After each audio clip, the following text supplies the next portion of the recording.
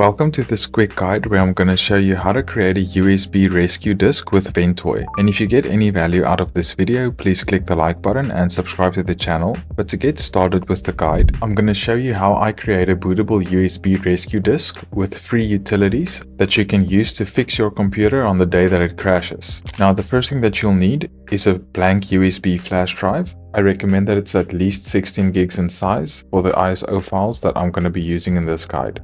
And you can go ahead and plug that into your computer, and then you can just have a look that it's detected in your computer. As you can see, my blank USB flash drive is drive letter H, and you need to take note of the drive letter of your blank USB flash drive. And then the next step, you need to open up your browser of choice, and then you need to download Ventoy. Now, all of the links that I use in this guide will be linked in my written guide on my website, and you can go ahead and get that from the video's description. But on this Ventoy GitHub page, you can just scroll down until you find the releases tab here on the right. Click on the Ventoy latest release. And then on this next page, just scroll down until you find the Ventoy windows.zip file. Click on that to download it. It's going to start the download for Ventoy, which will be a zip file. Once it's finished, just open it in your downloads folder. And then to extract this, just make sure that it's selected. And then right click on your mouse, and while pressing down right click, just drag it anywhere on an empty space in this folder. And then you're going to find this option to extract the files. Click on extract, and just click on extract again. And it's going to extract these files to a new folder inside of your downloads folder. Next, you need to open the Ventoy folder, and then you're going to find this Ventoy 2 disk application. You can double click on that to launch it. And then this Ventoy 2 disk application is going to launch. And you'll see your device listed here. I only have one USB flash drive plugged in, and it is on letter H, as you can see there. So this is the correct USB flash drive. Now to install Ventoy, just click on install. You'll be prompted that it's going to be formatted. Just click on yes, and then click on yes again. And then it's going to install Ventoy to that USB flash drive.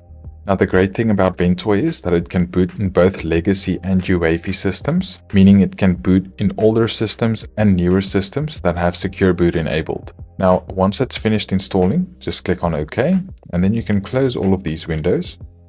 You can go ahead and open File Explorer again, go to this PC, and then once it's finished, you should see a new device called Ventoy, and you should also see another partition here called Ventoy EFI. I just don't see it right now. Most importantly, you'll need this one that says Ventoy, and you can just double click on that to open it and then minimize it, because now we need to copy some ISO files to this flash drive that we can use to fix our system in case it crashes. Now, the first utility that I download is the Hirens Boot CDPE.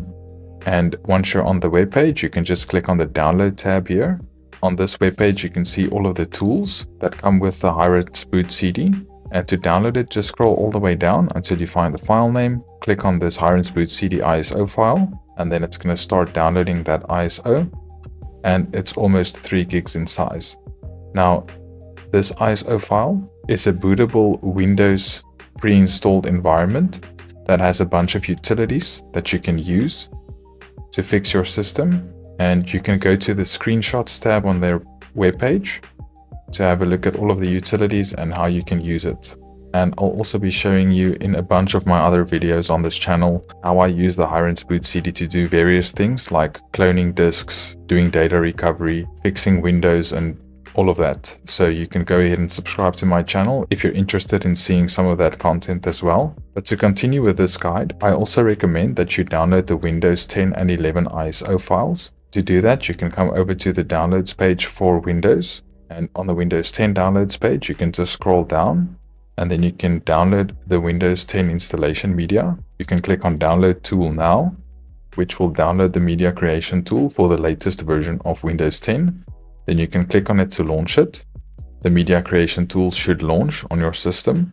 Just click on accept to accept the terms. On this next screen, you can choose the option to create installation media.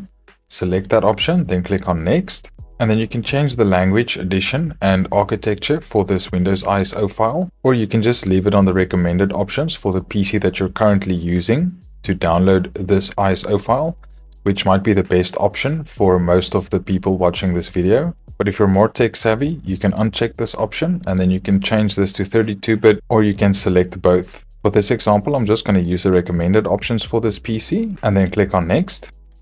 Next, just change this to ISO file, then click on Next. And now just choose a save location for this ISO file. I'll just choose the downloads folder, and then I'll call this Windows 10-22H2x64 for 64-bit. And then I'll just click on save, and that's going to start downloading the Windows 10 ISO file to my computer. Now, while that's downloading in the background, as well as the Hirens boot CD, we can go over to the Windows 11 downloads page, and on this downloads page, we can scroll all the way down until we find the download Windows 11 disk image option. Click on this drop-down menu and then select Windows 11, then click on download now. Next, just choose your language. I'll just use English US, and then click on confirm.